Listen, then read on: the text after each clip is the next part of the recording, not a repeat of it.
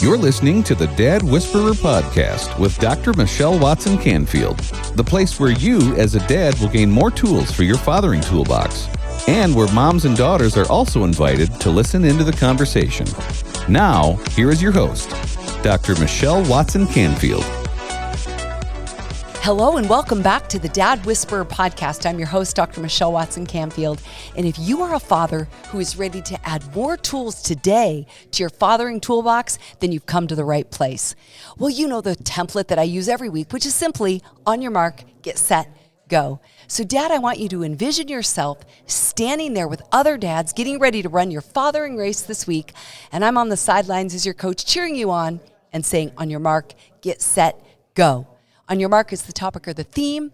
Get set. We're going to fill that in with stories and stats. And go is always your practical action step so that you can put your love for your daughters and also for your sons into action this week.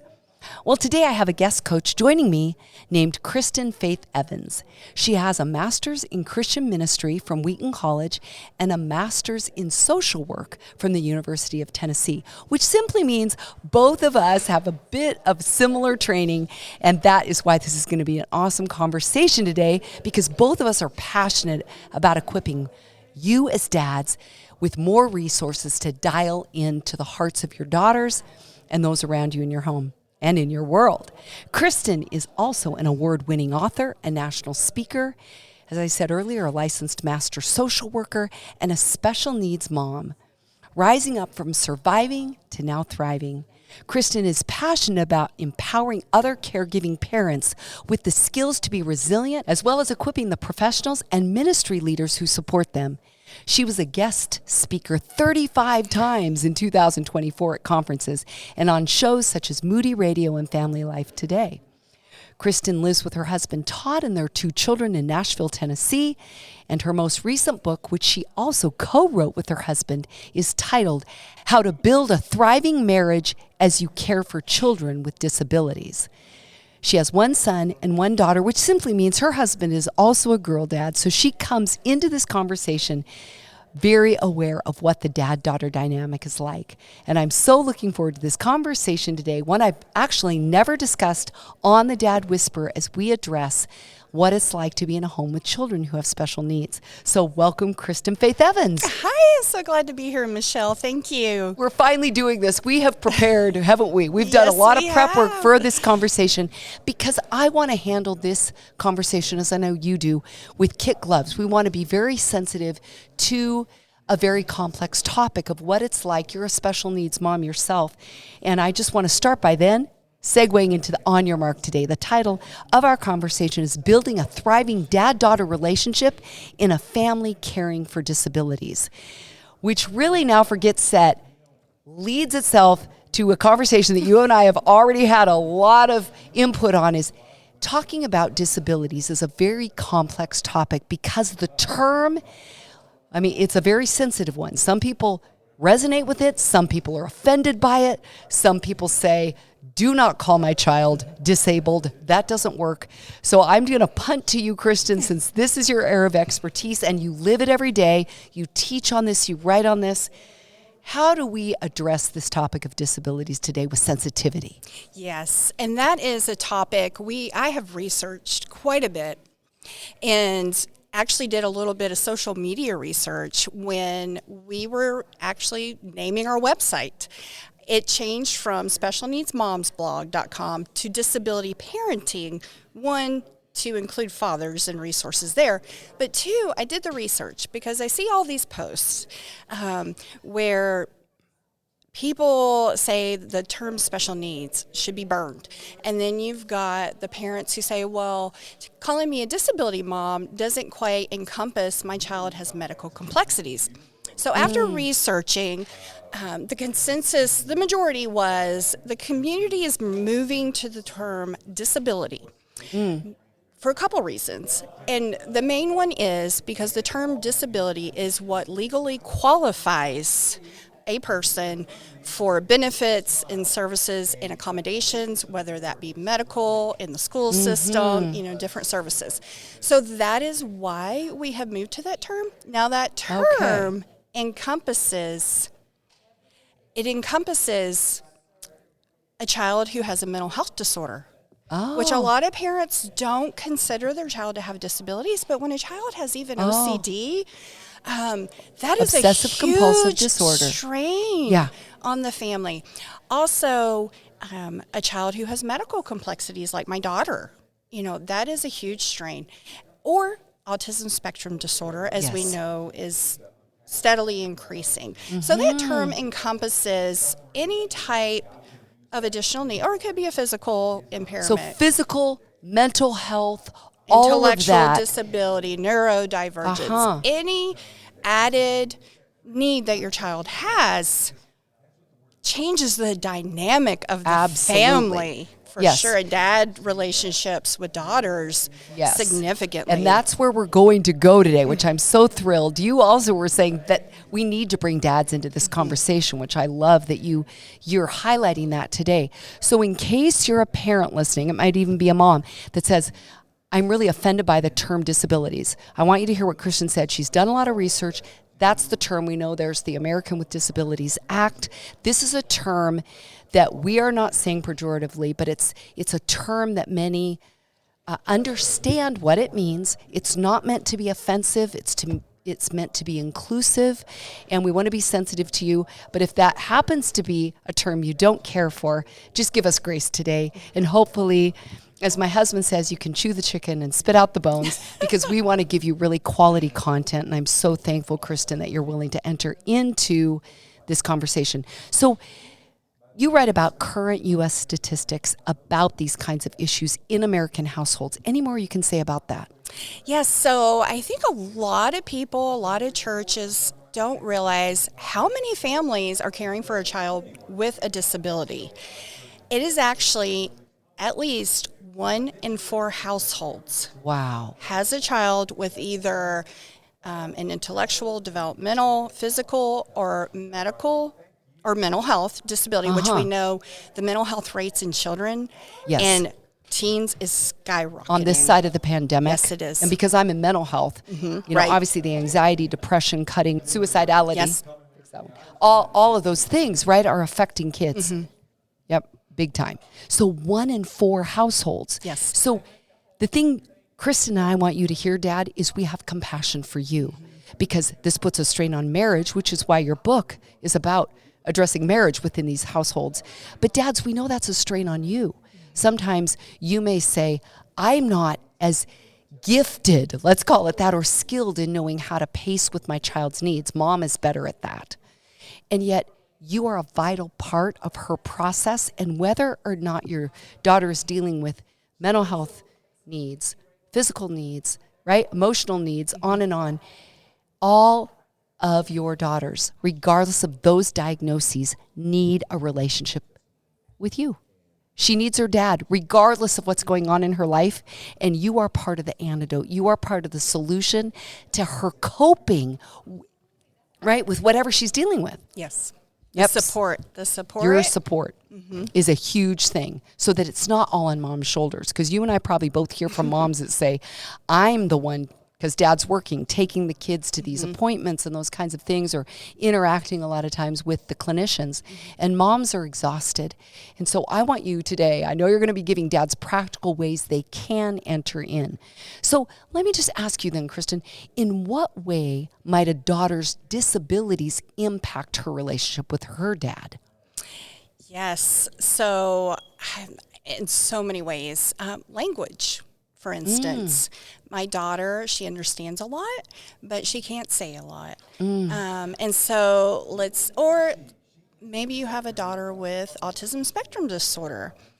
You know, dads in general have a little bit more difficult time connecting on the emotional level. They may want to help like solutions a lot, but connecting with your daughter on an emotional level, if you have a daughter who, 1, can't verbalize, I love you, or 2, may never say, I love you. Or there's behavioral, challenging behaviors that can make it very difficult especially with to form that bond. the autism spectrum disorders where there's a lot of blow-ups and meltdowns and Right. explosions.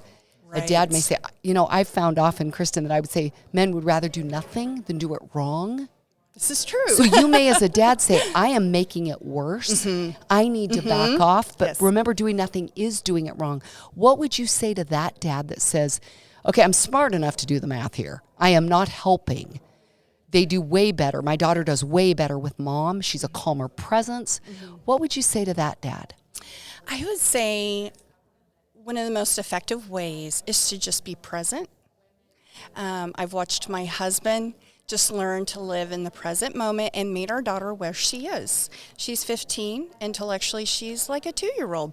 So, for example, and there's grief too. I'm not saying dismiss the grief, but at the same time, live in the present moment and accept, okay, this is where my daughter's at. I'm going to meet her where she's at and be with her fully in the present moment. So my husband, I watch him put Bethany Grace to bed. It's like a toddler bedtime routine. And then they snuggle and read books together.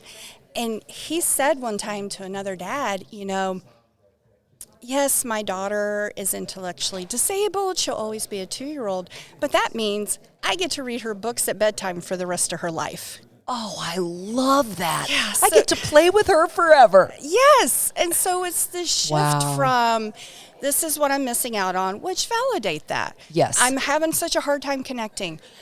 How can we connect? How Yes. can I be with my daughter where she's at Yes. and just love her and be with her? And what impact do you notice on Bethany Grace when she's snuggling with daddy and he's reading her books? She's much calmer. She is you can see how much she feels loved.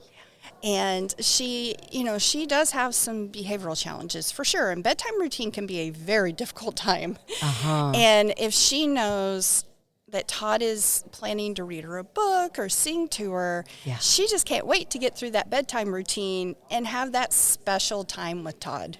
With Papa. He goes by Papa. Oh, I love that. You know what I thought about is, I don't mean this in any way, shape, or form to say, like you just validated, he's missing out on things. Yes. Some of those teenage seasons of life where some of you may say, okay, my daughter is a teenager.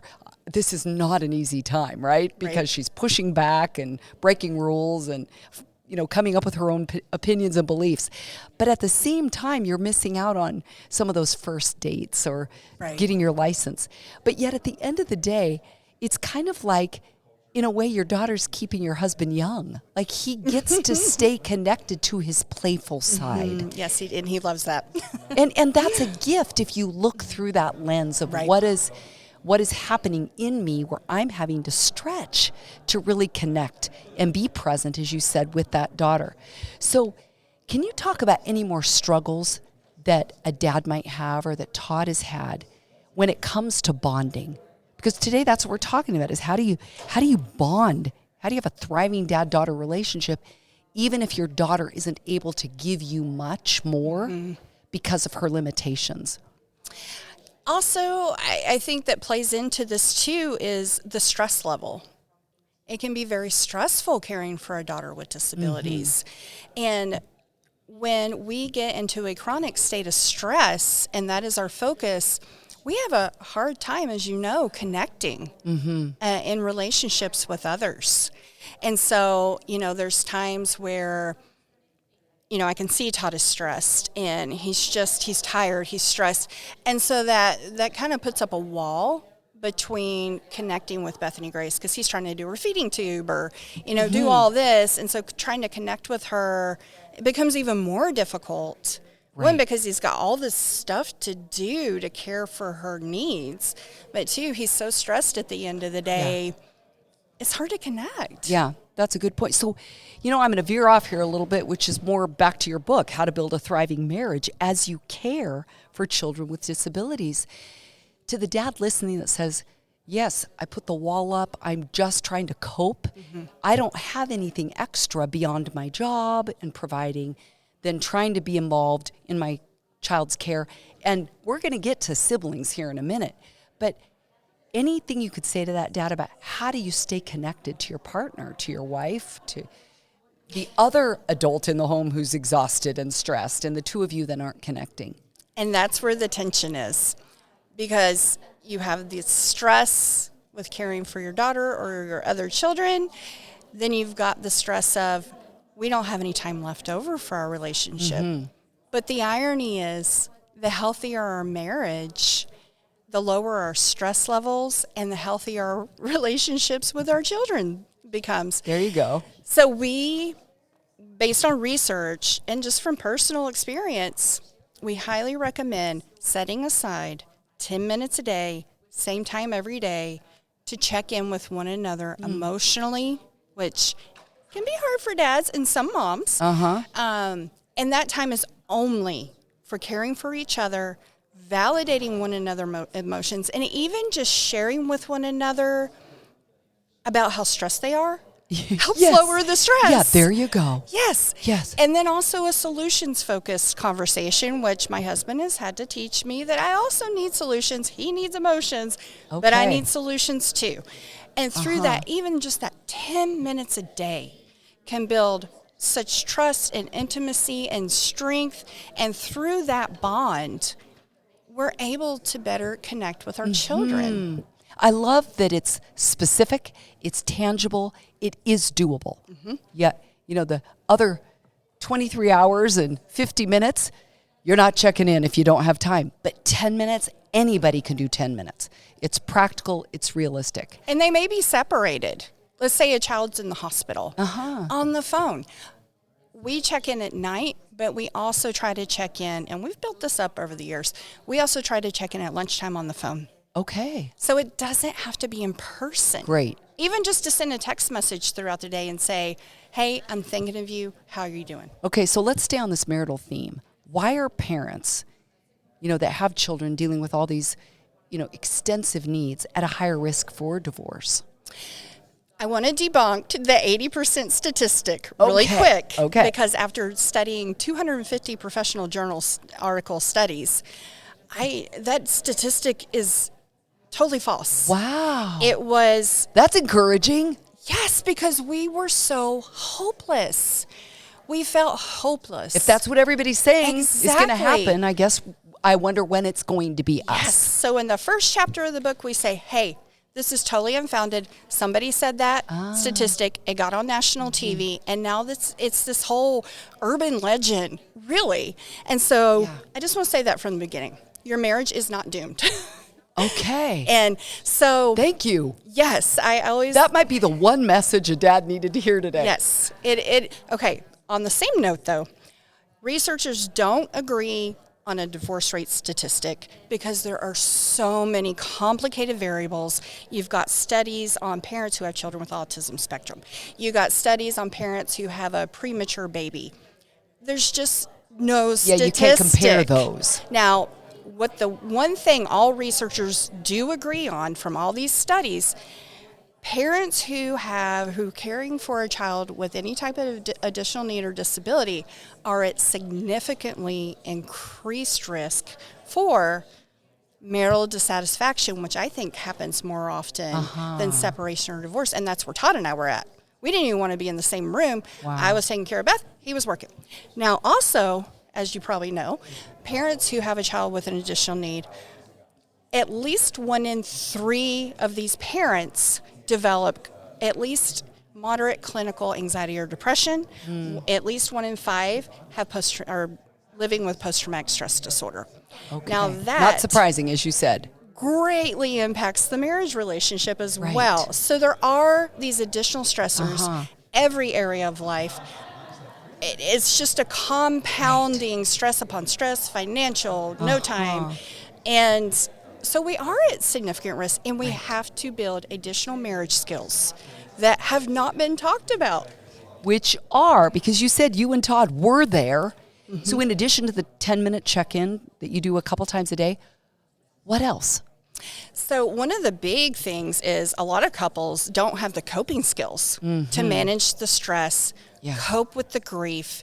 that is one of the first things, and one partner or one spouse may have great coping skills. The other one may not. Right. One spouse may be processing the chronic sorrow, the waves of grief we experience. The other spouse may not be. Right. So we have to learn how to cope. Because you're not in sync.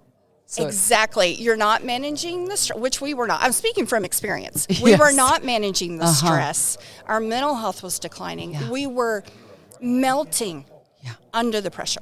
So learning how to support your spouse in de-stressing, how to give them the gift of, hey, I'll cook dinner, you go take a bubble bath. You go, I tell Todd, go for a run. Yeah. Sometimes he's grumpy, Right. and I know he needs to go for a run. Yeah. But I know it helps him. he'll feel better. Exactly. And the chronic stress response in our bodies, especially moms, makes it 90% likely that we're not going to be able to connect intimately, physically. That'll motivate some men listening. Give your wife a break. Do I hear an amen? And I think the other thing I'll add to that is because both you and I are mental health clinicians, right? This is our training. This is what we do. We believe in it, obviously. I've done my own work. I was 8 years as a client before I ever went to school to walk with other people.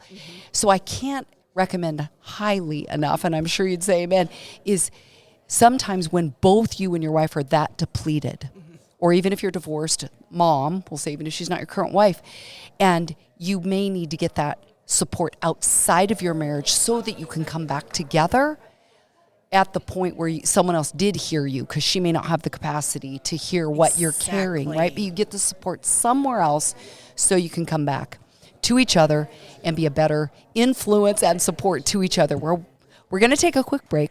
When I come back, Kristen Faith Evans and I will continue this conversation. We'll be right back. Are you a dad who has ever desired a deeper connection with your daughter, but haven't known how to go about it? Let's Talk Conversation Starters for Dads and Daughters is the very resource you need. Dr. Michelle wrote it with you dads in mind. This book will support you with scripted questions, equip you to decode your daughter, and inspire you with stories of other dads and daughters.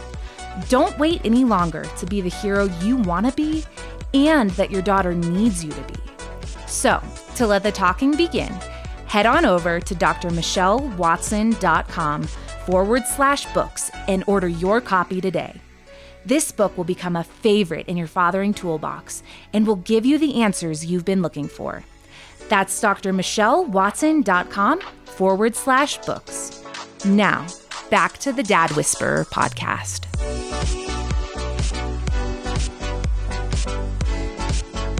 Welcome back. I'm here today with Kristen Faith Evans.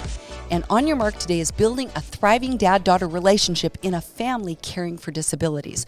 So today we've talked about the daughter who has these disabilities, the impact on marriage. Now let's talk about what is it like for a dad and daughter if it's a sibling. Maybe it's a brother or a sister who's getting all the attention or a bulk of it and the care. And maybe this daughter, and I realize this could also go to your sons, but I'm going to keep it on the dad-daughter relationship, where she's really being left out and dad doesn't have much left to give to her. Talk to that part of the dynamic. And that situation can be very complicated and really strain the dad-daughter relationship.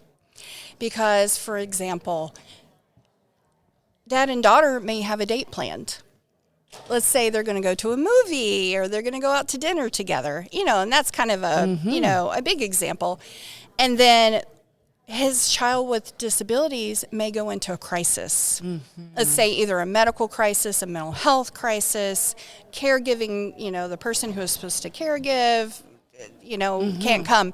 So then trying to build this relationship with his daughter who has this sibling with all these additional needs, what begins to happen, and this is based on, just personal experience, clinical experience, and research, the sibling, the daughter, begins to say, okay, kind of expect that. Kind of expect, oh, dad, may not be able to do this. Why can't he just not take care of my sibling. A lot of anger can build up. A lot of anger. I would say sad and mad, right? Two sides of the same coin. Yes. You're so disappointed and sad, but it comes out of anger as portal. the secondary emotion, anger. Yes. Exactly. Yeah. And also, what tends to happen with siblings is, okay, I don't want to bother dad. The daughter may be like, I don't want to burden him. I don't want to bother him. I don't want to ask for help because I know he's already so stressed out taking care of my sibling. And so that begins to happen. Yes, that makes so much sense. So, Dad, we are validating the fact that there's only so much of you to go around. That's a given. So you're maybe, because I think a lot of times men think more linear. So you're saying I'm giving, 50% at work, then I come home, I need to support my wife, that's another 25. My child with disabilities is another 10 to 15. And you're down to go, I have nothing hardly left for me, let alone my other children.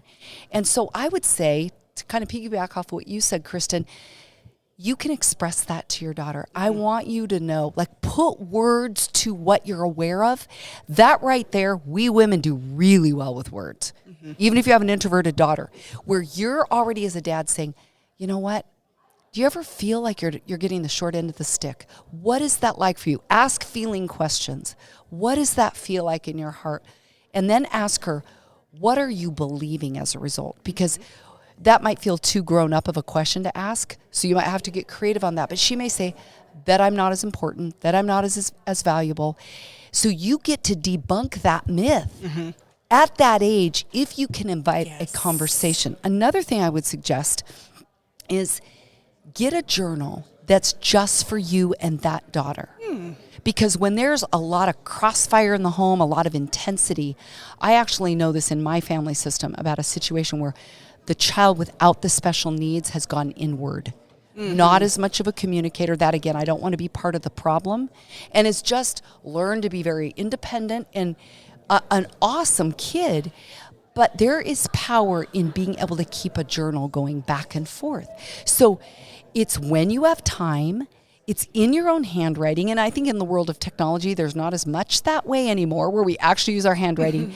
But there could be power in passing that journal back and forth where you ask questions and she's able to write what she's feeling. If she's not really a verbal communicator, I don't want to sit and have a conversation with my dad about my feelings. Sometimes doing it in written form can open up another portal to her heart. That is a beautiful idea. And then also, I just had the idea, artwork, Yes. Just the different learning styles. Even I'm sitting here brainstorming, just drawing, depending on the age. Obviously, if it's a younger child, even just drawing, this is how I feel. And yes. And I love art Yes. as an expression because it's right brain. Left is all the L's, logical, linear, and has language. Exactly. The right brain doesn't have any of that. But sometimes you can do an anger collage. Now, your daughter may not admit that she's angry about anything because she's your compliant child on the outside. Can you imagine if you both did an anger collage, which means you get a couple magazines and you cut out any words or pictures that jump off the page, and you're helping her to validate that it's legitimate and normal to feel anger. It may be you're mad at the disability and what it's taken, not at the person. That's a portal to open up a conversation. So you could tell both Kristen and I are saying you want to get it out, because if you keep it in, that's where we tend to have it go out another side portal that's usually not very healthy, or we tend to go to an addiction. I'm going to just look at screens. I'd say that's another thing to be really mindful of is, does your daughter without disabilities just find that screens become her companion? They become her way to numb out? What would you say to that dad that says, but then I have less I have to deal with? She's taken care of. What are your thoughts on that part of the equation, Kristen? that is a whole nother episode. That is doing screens. so much with her brain development. And, That is not good. And checking Not healthy. out and not Yes. being, and I think back to the artwork, I think dad expressing, I am, and this may not be true for most dads, but I know as a mom, this was true for me. I resented the disability of my daughter. I resented how it was impacting her sibling. And I think you hit it on the nail. validating your daughter's emotions, letting her process, but also saying how you feel. I am sad that your siblings' needs is taking away from my relationship with you. I think both processing, in an appropriate language for age, I think that can go so far with building their relationship. You know what else I want to say to dads, just to cast a bigger vision than the moment, if this is a really tough season for you due to these kinds of issues we're talking about today, is that I have talked, as you probably way more than I have, to fathers and moms, but who have had children with special needs. You know what they've told me oftentimes later on down the road is that the other siblings grew more in their compassion, have more depth because of what they've been through. They have more patience because they've had to have patience with the sibling they love. There may be some anger and resentment, but they also love that sibling. That the development of character in them because of being in this family has far outweighed later the challenges that were there. And so another question that you can ask yourself or your daughter, or maybe as a family, is what if we sat down today and talked about or wrote down what we've learned and how we've grown as a family because of the gift that disability has been to us. Now, I just want to ask you, you're nodding your head, yes, I can see you. Am I literally out to lunch with framing it that way with families who are in the middle of the hard part of it to say, I'm not trying, I'm going to use tone of voice just to try to mock myself here. It's not saying, well, let's look at the bright side. What are we happy for? What are we grateful for? But saying, in all honesty, how do families sit down? How can a dad lead conversations to look at maybe gather up some of the learnings in that season? Yes, I'm glad you brought up the other side for siblings, because they do become so empathic for the most part and accepting and loving and helpful. It's hard to sit down and have that conversation in the midst of this intense stress. The way I love to explain it to parents is gratitude, expressing gratitude for how our family is so blessed, praising the sibling for how loving they are to their sibling, and bringing out those characteristics that are developing in them, and praise all the positive ways they are loving their sibling and growing. Oh, I love that, which really is your way of saying, Dad, I'm encouraging you to encourage your daughter. So what can you say? I know we're getting ready to wrap this up. What would you say to encourage a dad who has a special needs daughter or son, and he has this other, he's dealing with all the complexities of needs of his children. What would you say to encourage that dad today? I would say you are doing the best you can. And above all, just work on this journey of being in the present moment. Love it. With your daughters. Okay, so I end every show with a go step. And the last question I asked you probably was a hybrid of how you'll answer this one. But what is one more way, if dads say, okay, you've given me lots of ideas, my head is flooded, I feel validated, thank you, Kristen and Michelle, for that. But now imagine that dad is sitting across from you. You maybe even see tears in his eyes where he's like, I feel seen and heard by you, but I'm also overwhelmed a lot of the time, and I'm already harder on myself than anybody else could be, where I just am always saying I'm not doing enough. How would you encourage that dad? How would you encourage that dad today to take one step in strengthening his relationship with his daughter today? And one step is exactly it, because we have talked about a lot. I want to say self-compassion. And, that's talked about a lot in the women's circle, the mom circle.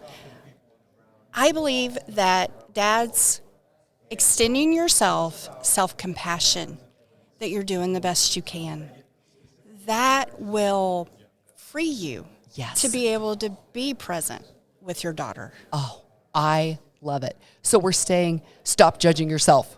Try to give that encouragement to yourself to say, I'm doing the best I can. Thank you for that, Kristen. Thank you for joining me here today. Kristen Faith Evans has been my guest. On Your Mark today has been building a thriving dad-daughter relationship in a family caring for disabilities. Where can people find you? We have lots of professional free resources on our site and blog, disabilityparenting.com. And we love for families and dads. We have resources especially for dads who are caregiving for a child with disabilities. Awesome. Because we believe that is so important. So check those out. Our book is available pretty much anywhere books are sold. There Baker you go. Books, Amazon, Barnes & Noble. Love it. You're a Baker kid. My last right. book was under the Baker umbrella as well. Yay. So How to Build a Thriving Marriage as You Care for Children with Disabilities is the book that Kristen and her husband Todd have written together, Kristen Faith Evans. Well, this wraps up another week's program. It's been great to be here with you all. Thank you for joining me and my guest. I'm Dr. Michelle Watson Canfield, the Dad Whisperer, signing off and encouraging you to make today a day where you intentionally and consistently invest in pursuing your daughter's hearts. Go Dads.